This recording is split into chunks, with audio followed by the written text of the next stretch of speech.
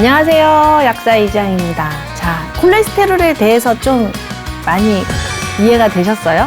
자, 이제는 콜레스테롤하고 중성지방의 차이도 아시겠죠? 자, 건강검진표를 받아서 이상 지질혈증 진단을 받았을 때 반드시 TG가 높은지, LDL이 높은지, HDL이 낮은지 반드시 확인하세요. 이 중에서 제일 안 좋은 게 뭐라 그랬죠? 네, 맞습니다. 중성지방입니다. 중성지방이 높으면 반드시 유산소 운동하셔서 중성지방 낮추시고, 이 중성지방이 높을 때 콜레스테롤, LDL도 같이 염증을 유발하니까 중성지방부터 먼저 낮춰야 된다는 거 꼭 잊지 마시고, 자, 오늘은 실질적으로 그래, 다 알겠어. 나도 약 먹기 싫어. 그런데 어떻게 하면 이 약을 줄일 수 있는 거야? 라고 질문하시는 분들이 정말 많으시거든요. 그래서 고지혈증 약을 줄여나갈 수 있는 방법 같이 고민해 보도록 하겠습니다. 일단 고지혈증 약의 원리, 종류 이런 걸 좀 알아야겠죠? 콜레스테롤은 음식으로 섭취하는 것보다 간에서 만드는 게 훨씬 많다고 제가 말씀드렸죠? 그래서 대한민국에서 가장 많이 처방되는 약은 간에서 콜레스테롤의 합성을 막는 약입니다. 이제 많은 분들이 아실 거예요. 스타틴이죠. 스타틴을 대부분의 많은 환자분들이 드시고 계세요. 자, 그런데요, 제가 정말 안타까운 건 이 고지혈증 약의 대표인 이 스타틴이 부작용이 또 만만치 않게 있거든요. 근데 많은 분들이 본인이 어떤 스타틴을 드시고 계신지 모른다는 거예요. 많은 분들이 그냥 그래요. 병원에서 처방해주는 대로 먹고 있다.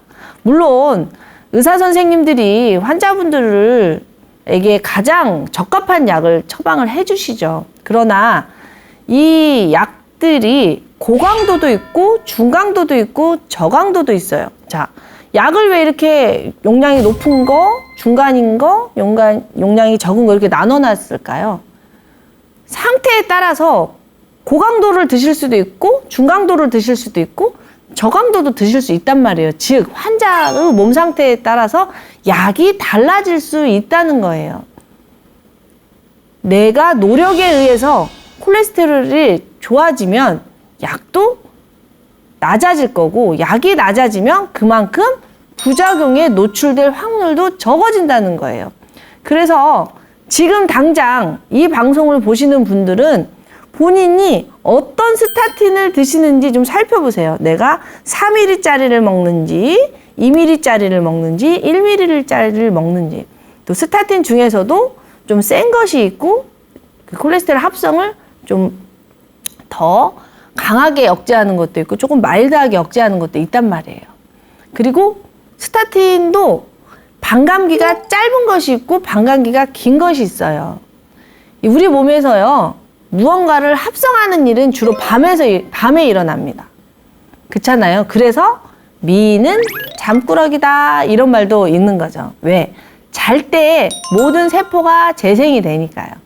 역시나 콜레스테롤도 나쁜 게 아니라고 제가 말씀드렸죠. 콜레스테롤이 있어야 복습합니다.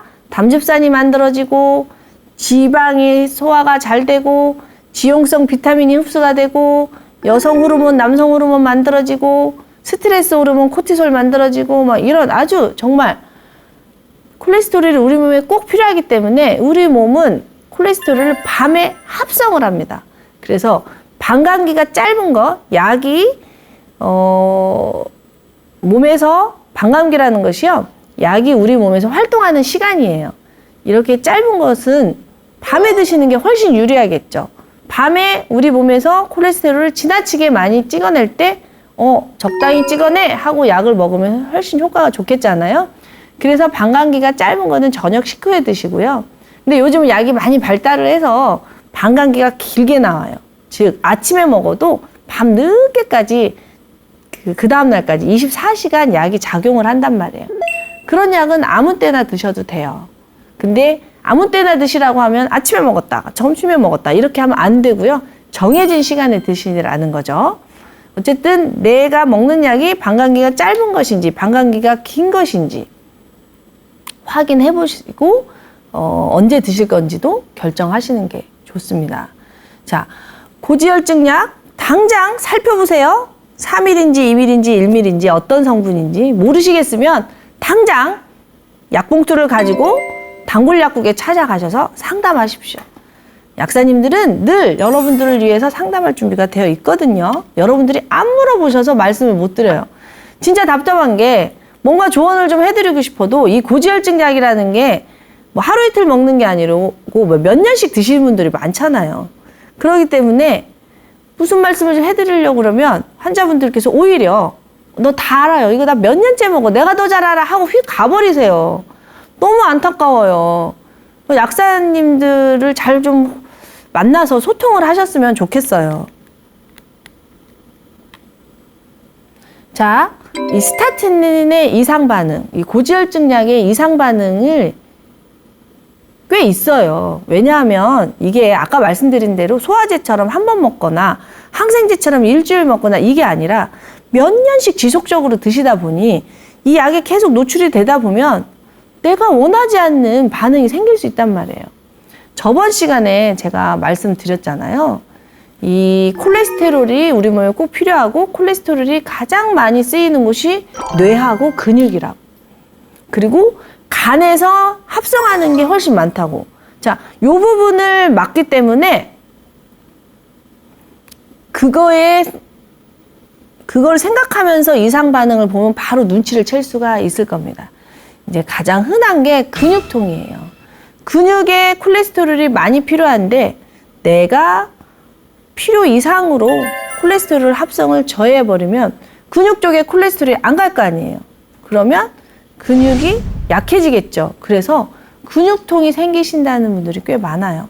그러면 내가 고지혈증 약 때문에 근육통이 생기는 건지 아닌지 상관관계를 조금 따져보실 필요가 있다는 거죠.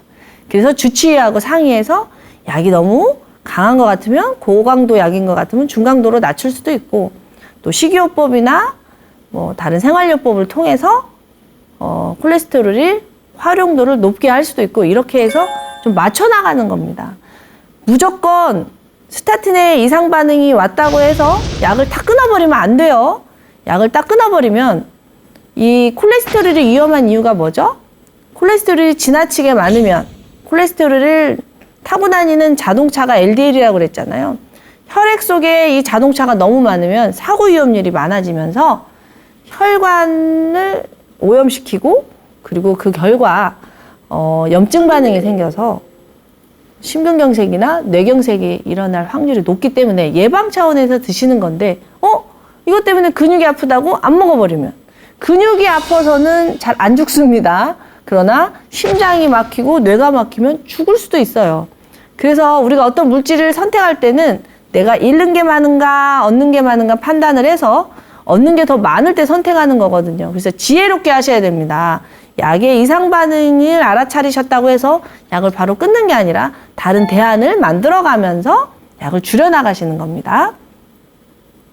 그리고 기억력이 떨어질 수 있겠죠.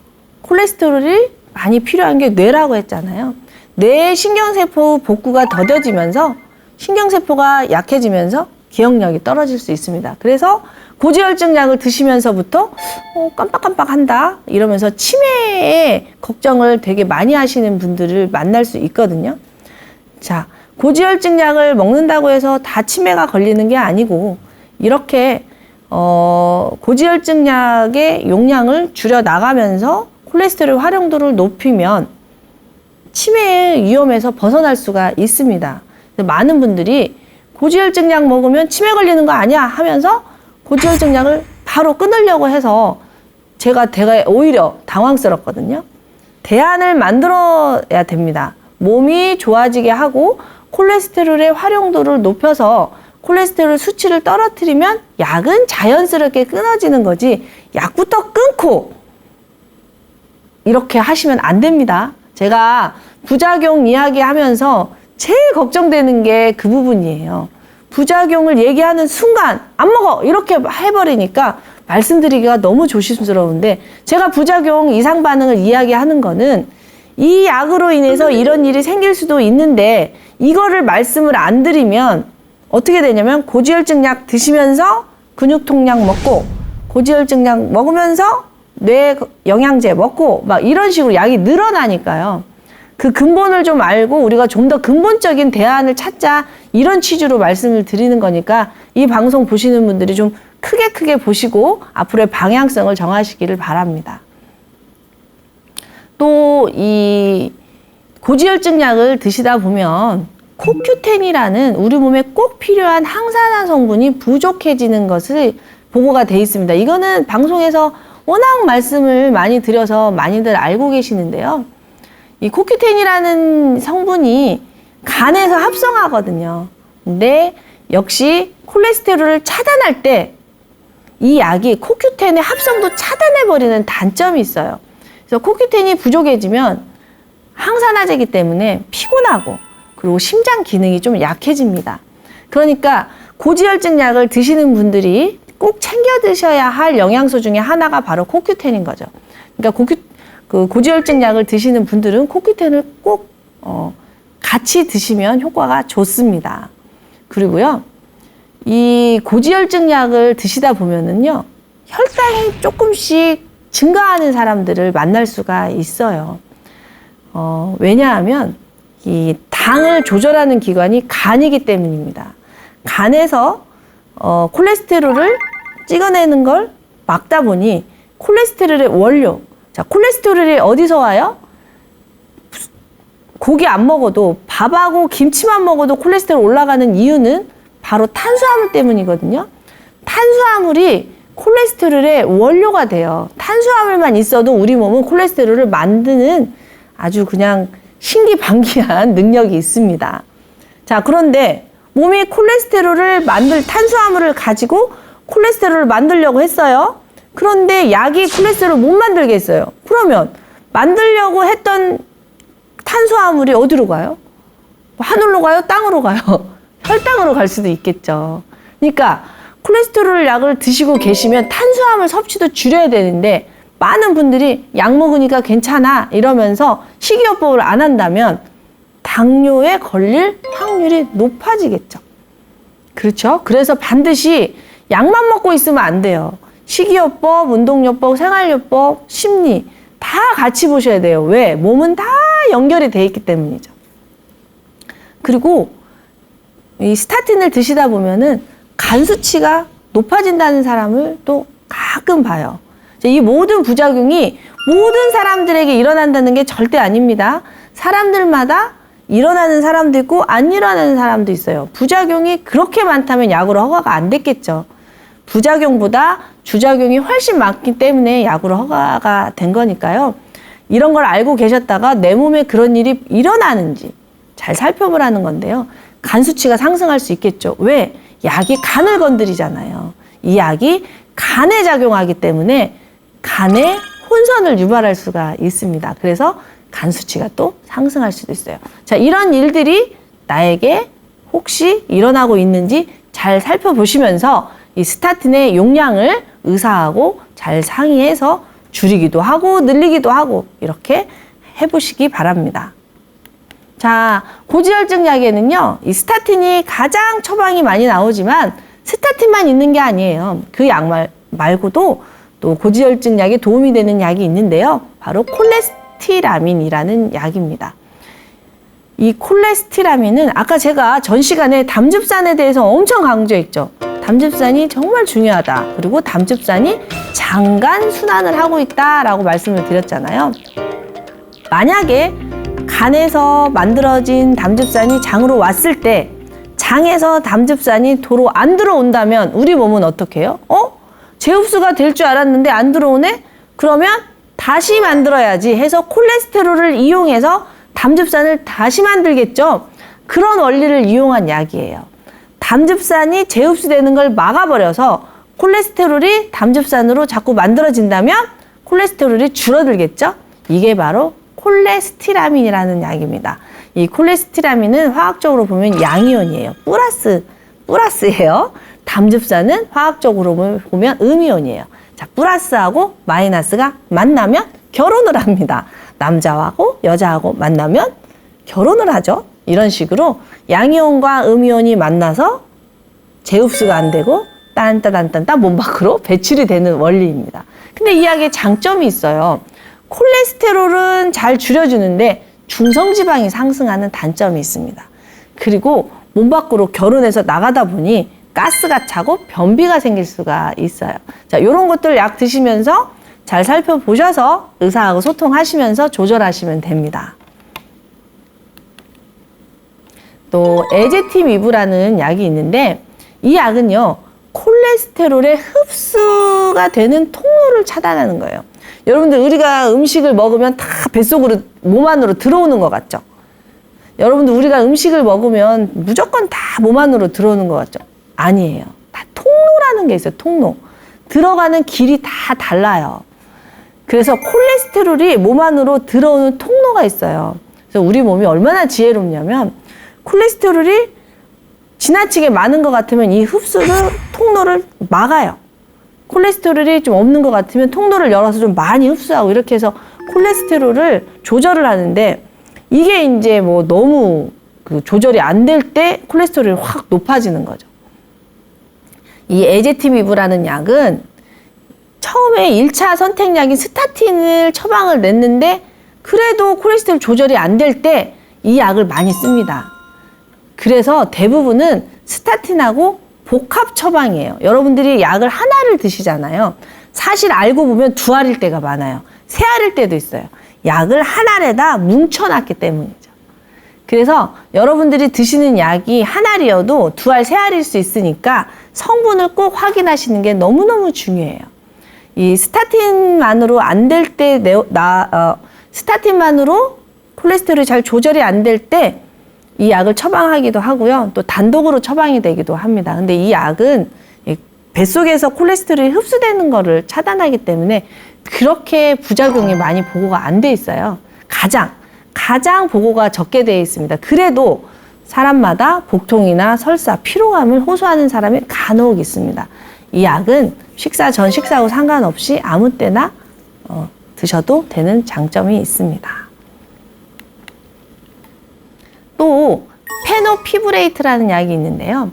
이 약은요, 중성지방이 높을 때 처방이 돼요. 자, 중성지방은 사실 우리가 운동을 하면은 에너지원으로 쓰기 때문에 잘 빠지거든요. 그래서 이 페노피브레이트를 처방받기보다는 유산소 운동을 꾸준히 해서 몸속에 있는 중성지방을 운동으로 태우는 게 가장 현명한데요. 그럴 수 없으신 분들 있잖아요. 많아요. 움직이실 수 없으신 분들도 있고 또 스트레스가 너무 많아도 중성지방이 막 만들어지거든요. 그래서 운동을 해도 중성지방이 잘 안 떨어지고 이럴 때 이 약이 처방이 됩니다. 그런데 이 스타틴하고 페노피브레이트가 동시에 처방이 됐을 때 근육통이 심해진다는 보고가 있기 때문에 이 약도 의사하고 잘 상의를 해서 처방을 받으시는데요. 이 약은 그 음식의 영향을 받기 때문에 식사하자마자 바로 복용을 하시든지 식사하다가 드시든지 하는 게 훨씬 좋습니다.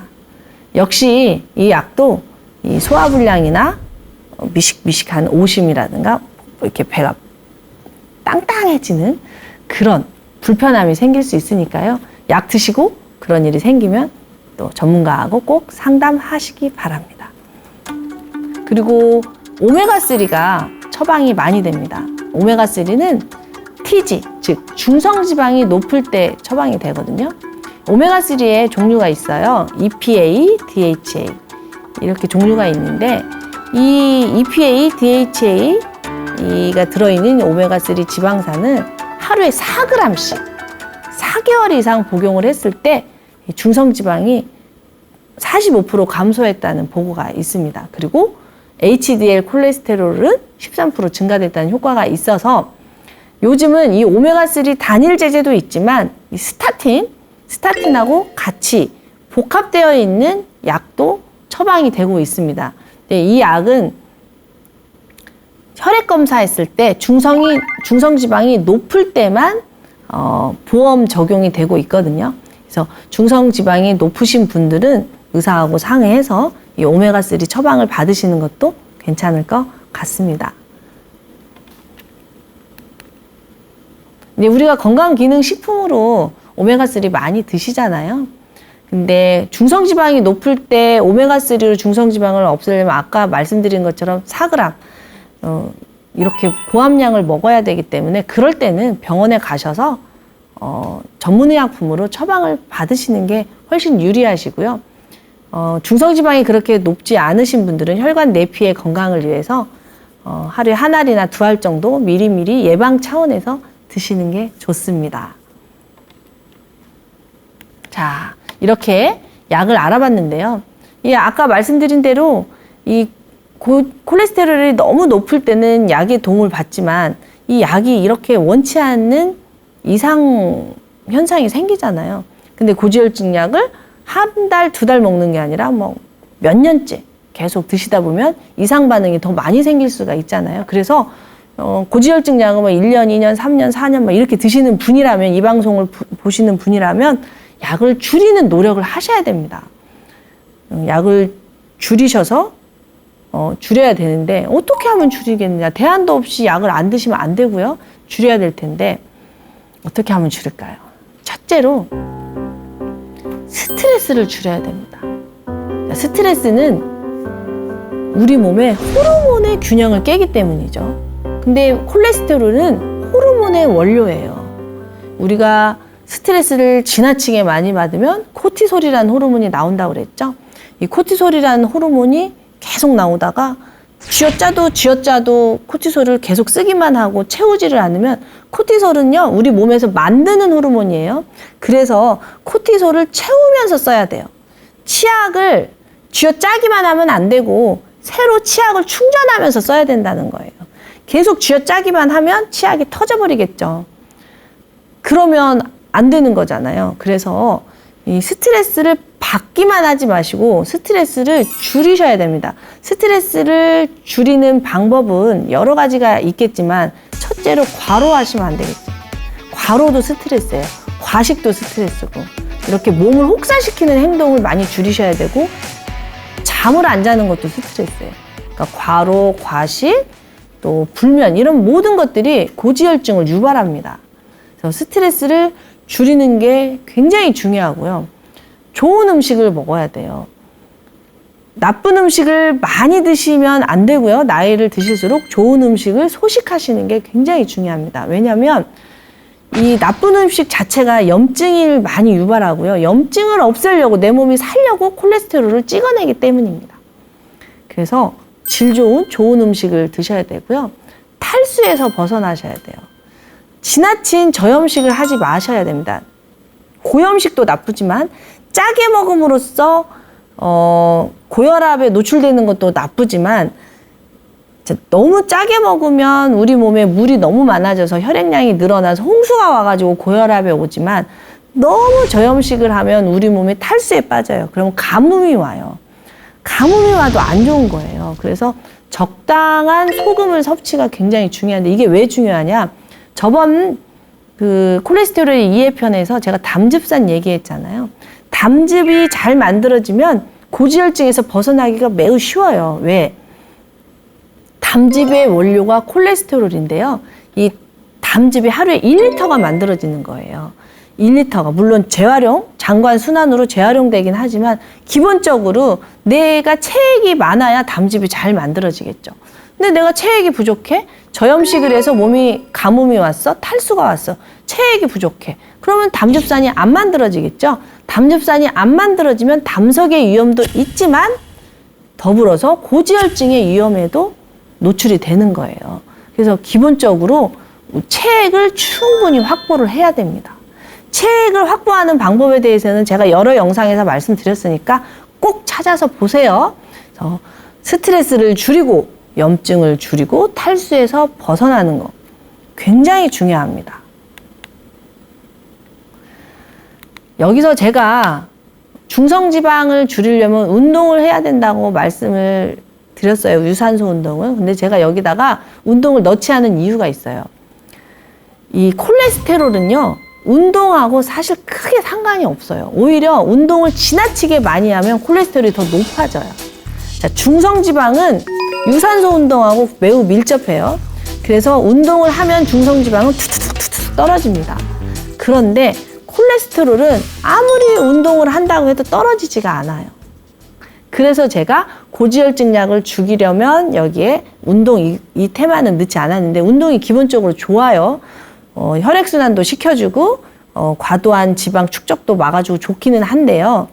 제가 상담하면서 어떤 사람들을 많이 만났냐면 지나친 운동 중독자들을 너무 많이 만났어요. 운동만이 살 길이다 하고 운동을 너무 많이 함으로써 오히려 활성산소가 쌓여서 혈액이 부족해지는 사람을 너무 많이 만났어요. 뭐든지 적당히 하셔야 되거든요. 자, 운동을 한다면은요, 운동을 하게 되면 우리 몸에 활성산소가 반드시 쌓이게 돼 있어요. 건강하고 젊었을 때는 이 활성산소를 빨리빨리 없애줍니다. 그러나 내가 활성산소를 없애는 능력이 떨어져 있다면 활성산소를 빨리빨리 못 없애요. 그러면 이 활성산소가 곧 염증으로 이어집니다. 그러면 이 염증을 없애기 위해서 우리 몸은 콜레스테롤을 더 찍어내는 경향이 있어요. 그래서 운동을 열심히 하면 할수록 오히려 LDL이 높아지는 사람을 만난다니까요. 그러니까 운동을 하실 때도 오히려 내가 이 소화할 수 있는 만큼의 운동인지 확인해보면서 내 몸에 물어봐가면서 운동을 하셔야 돼요. 제일 안타까운 게 정말 이 만보에 꽂혀 있으신 분들이 많아요. 만보. 하루에 무조건 만보를 걸어야 돼. 죽을 먹으면서 만보를 걸으시는 분들이 있어요. 이거 안 됩니다. 만보는요, 만보기 기계를 만든 회사에서 만든 마케팅이라는 소리를 들었거든요. 즉 모든 사람이 만보를 걸을 수 없다는 거예요. 만보를 걸을 수 있는 체력이 있는 사람이 있고 만보를 걸을 수 없는 체력이 있는 사람이 있어요. 만보를 걸었을 때 생기는 활성산소를 없앨 수 있는 사람만이 만보를 걸으셔야 돼요. 그런데 죽을 먹으면서 정말 걸을 힘이 없는데도 만보만이 살 길이야, 운동만이 살 길이야 이러시는 분들이 너무 많아서 제가 여기서 운동을 뺐어요. 그러니까 운동도 적당히 하세요. 내 몸에 맞게 근육을 만들어 가면서 활성산소를 없애가면서 어제보다 오늘이 나으면 된 거예요.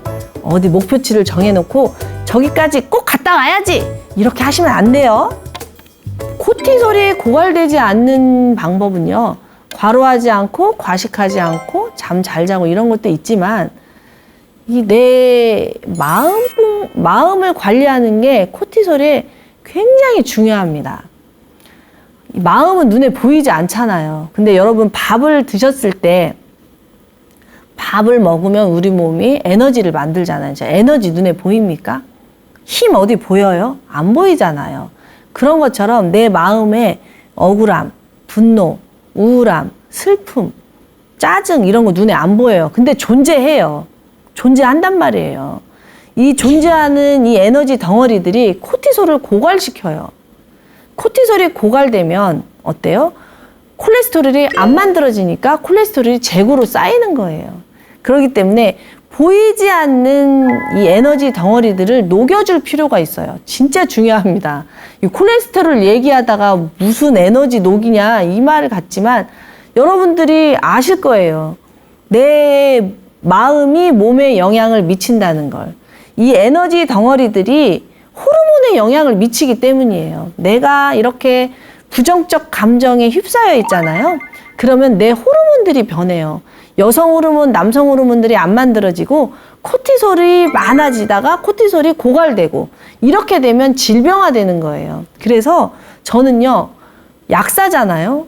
몸을 좋게 하는 물질인 약을 다스리는 약사인데 30년 동안 약국을 하면서 느낀 게 정말 몸은 내가 타고 다니는 자동차에 불과하고 이 자동차의 속도를 조절하고 이 자동차의 호르몬을 조절하는 건 마음이구나.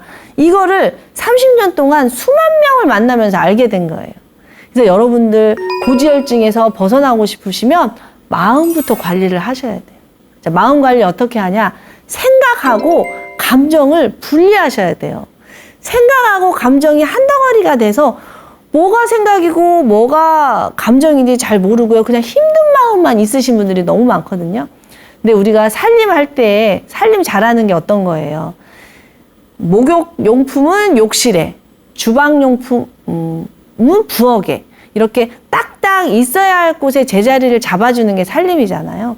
마찬가지로 마음도 마찬가지예요. 생각하고 감정을 분리해 주세요. 생각은요, 바라보는 거예요. 생각에 끌려다니지 말고 생각에 빠지지 마세요. 생각이 많은 게 절대 좋지 않아요. 생각은 부엌살림 수납하듯이 수납해 주는 거예요. 생각을 바라보고 내 생각이 어떤 패턴인지 알아보고 필요 없는 건 버리고 꼭 필요한 생각만 이렇게 정리하시는 거죠. 그리고 감정은 느껴주시는 거예요. 감정은 회피하거나 분출하는 게 아니에요. 화를 참으시는 것도 안 되지만 화를 누군가한테 내도 안 되잖아요. 내가 화내버리면 누군가 다치잖아요. 참아버리면 내가 다치잖아요. 화는 느껴주는 거예요. 화 여기 있구나 하고 내가 느껴주고 풀어주는 거예요. 그래서 감정은 풀어주고 생각은 바라보면서 마음의 에너지를 이렇게 풀어주다 보면 우리의 호르몬이 변해요. 호르몬의 원료가 콜레스테롤이잖아요. 참 재밌죠. 역설적이기도 하고 약사가 마음을 얘기한다. 근데 그게 제가 30년 동안 현장에서 깨달은 거예요. 그래서 코티솔이 고갈되지 않게 여러분의 마음을 꼭 관리해 주시기 바랍니다. 화는요, 스트레스하고 같은 말이고 스트레스를 받으면 코티솔이 고갈이 돼요. 당뇨편에서도 말했지만 코티솔은 글루코코르티코이드의 줄임말이에요. 글루코가 글루코스, 당, 즉 코티솔은 당을 올린다는 말이에요. 그래서 우리가 마음 관리를 안 하면은요, 화가 나고요, 스트레스를 받고 이러면 당도 오르고 콜레스테롤도 오르고 혈압도 올라요.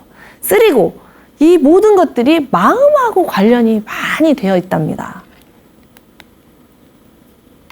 다시 한번 강조할게요. 스트레스를 받으면 성호르몬이 부족해지죠. 자, 스트레스를 받으면요, 코티솔이 많아지니까 여성 호르몬, 남성 호르몬을 만들 콜레스테롤이 없어지는 거예요. 콜레스테롤은 일정한데 이걸 가지고 여성 호르몬도 만들고 남성 호르몬도 만들고 혈압 조절하는 알도스테론도 만들고 코티솔도 만들거든요. 그런데 코티솔 스트레스를 많이 받아버리면 생존 호르몬인 코티솔을 만드느라고 여성 호르몬, 남성 호르몬이 부족해져요. 그렇죠? 그래서 성 호르몬이 부족해져서 여성성, 남성성이 떨어져요. 담즙산도 부족해져요. 코티솔 만드는데 콜레스테롤이 다 쓰여져 버리니까 담즙산도 잘 안 만들어져요. 피가 마르는 거죠. 그러다가 결국에는 코티솔이 고갈이 됩니다. 그러면서 고지혈증이 오는 거죠. 그리고 갑상선 기능도 저하돼요. 왜 스트레스 받으면 갑상선 기능에 문제가 생기느냐? 스트레스를 받잖아요? 그러면 우리 몸에서 큰일 났네? 이렇게 계속 스트레스를 받다가는 생존 우리가 에너지가 부족해지잖아. 그러니까 아껴 써야겠다 이러면서 갑상선이 연탄구멍을 줄여버려요. 그러면서 스트레스를 많이 받게 되면 갑상선 기능이 저하가 됩니다. 이 모든 것들, 스트레스를 받게 돼서 성호르몬이 부족해지고 담즙산이 부족해지고 코티솔이 고갈이 되고 갑상선 기능이 저하가 되면서 콜레스테롤이 어느 날 상승을 하게 되는 겁니다. 그러니까 스트레스 관리가 얼마나 중요한지 아시겠죠?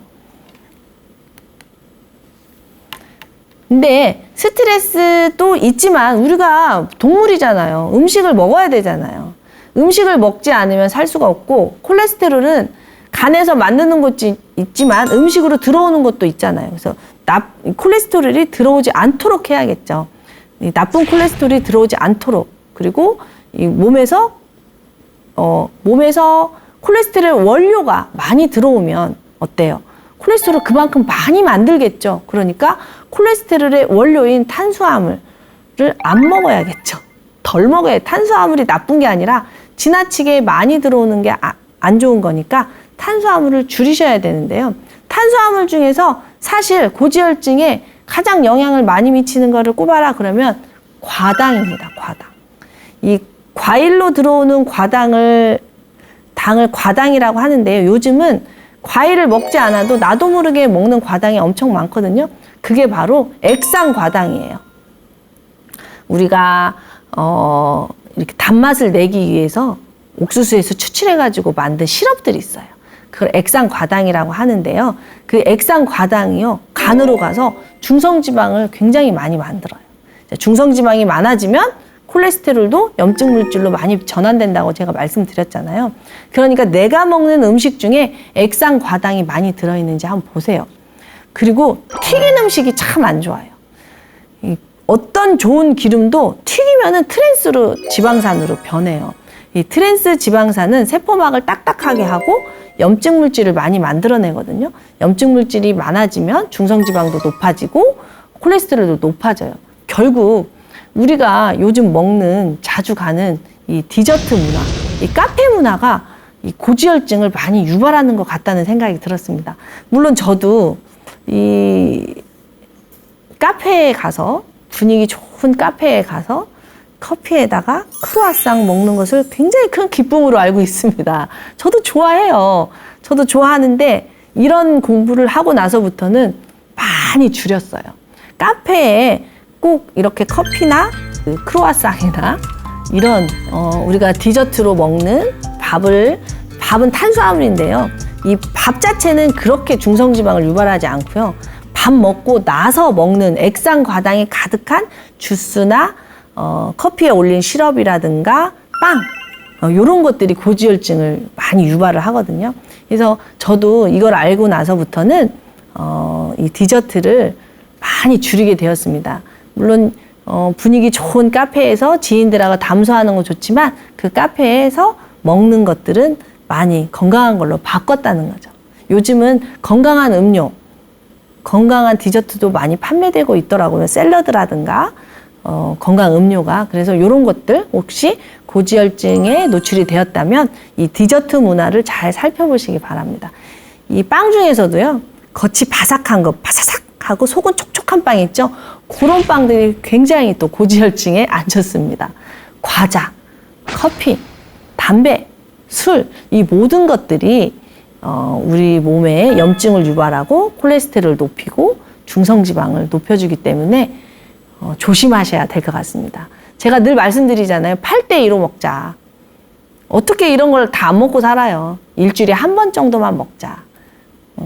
좋은 거 8 먹고 나쁜 거 2 먹자. 우리가 또 뇌의 즐거움을 포기할 수가 없잖아요.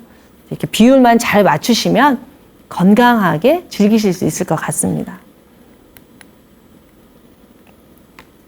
계속 제가 말씀드리지만 고지혈증은요, 장간순환이 핵심이에요. 뱃속에서 들어오는 콜레스테롤을 줄이고 간의 담즙삼이 잘 만들어진다면 고지혈증에서 벗어날 확률이 굉장히 높아지거든요. 그래서 콜레스테롤에서 벗어나려면 섬유질 섭취가 굉장히 중요해요. 제가 저번 당뇨편에서도 먹는 순서를 바꿔라 그랬잖아요. 섬유질 섭취를 먼저 하시게 되면 당도 덜 오르지만 이 섬유질이 콜레스테롤을 흡착해서 몸 밖으로 나가거든요. 그러니까 고기를 드실 때 반드시 쌈 싸 드셔야 돼요. 야채를 많이 해서 드셔야 됩니다. 그냥 고기만 드시면 안 좋죠. 그리고 고기를 드신다고 해도 고기를 먹는 방법, 오히려 과자나 빵 같은 곳에 들어있는 트랜스 지방이 안 좋고요. 붉은 고기 있잖아요. 고지혈증이 있으면 왠지 고기를 안 먹어야 될 것 같잖아요. 그렇지 않아요. 포화지방은 포화지방대로 우리 몸에서 중요한 역할을 하기 때문에 마블링이 적은 고기 있잖아요. 이 마블링이 많은 고기가 맛있어요. 고소하고 맛있어요. 비싸고. 근데 좀 퍽퍽한 고기 있죠. 퍽퍽한 고기는 오히려 좋습니다. 그래서 여러분들이 경계해야 될 거는 고기를 튀긴 거죠. 예를 들어서 탕수육 같은 거. 그렇죠?